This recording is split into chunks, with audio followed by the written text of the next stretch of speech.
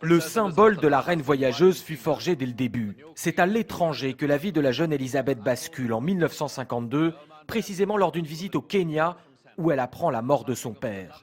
Elle rentre précipitamment à Londres pour accéder au trône. Je m'engage devant tous à ce que ma vie entière, qu'elle soit longue ou courte, soit dévolue à votre service et au service de notre grande famille qu'est l'Empire britannique.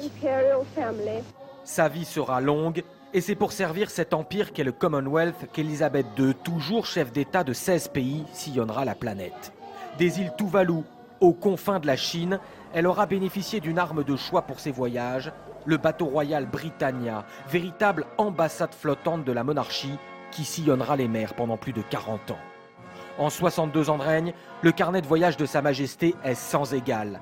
Même l'infatigable voyageur qu'était Jean-Paul II doit s'incliner. Élisabeth a accompli 262 visites d'État, dont 22 au Canada dont elle est aussi la souveraine. Elle s'est rendue dans 116 pays différents et a passé un total cumulé de 3 années et demie de sa vie à l'étranger. Des voyages parfois épiques, voire douloureux, comme lors de cette visite en Inde, où la fanfare officielle va massacrer le God Save the Queen, l'hymne du Royaume-Uni, sous le regard stoïque mais horrifié de sa souveraine.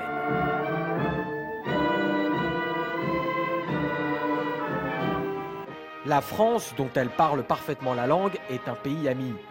Paris était dans la rue pour voir passer le cortège royal. En dehors des commémorations, elle y a réalisé 5 visites officielles, accueillies par les présidents René Coty, Georges Pompidou, François Mitterrand et Jacques Chirac. Un rythme qui inquiète jusqu'à son petit-fils, le prince Harry. Elle donne constamment de sa personne, sourit en permanence, doit amener de la joie dans chaque pièce où elle rentre. Ce sont des choses qu'elle ne devrait plus faire à son âge, mais elle continue à les faire ici et partout dans le monde. Alors qu'elle est aujourd'hui âgée de 88 ans, la question se pose. Son prochain voyage en France pourrait-il être le dernier ? C'est bien possible, bien qu'on ne puisse jamais dire de manière certaine que ce sera sa dernière visite en France. Mais c'est vrai que maintenant qu'elle approche les 90 ans, ses voyages à l'étranger vont être de plus en plus limités. Élisabeth II a prévenu qu'elle régnerait jusqu'au bout, mais elle délègue de plus en plus de représentations officielles à son fils Charles ou même à son petit-fils, à l'image de la tournée de Kate et William en Nouvelle-Zélande et en Australie.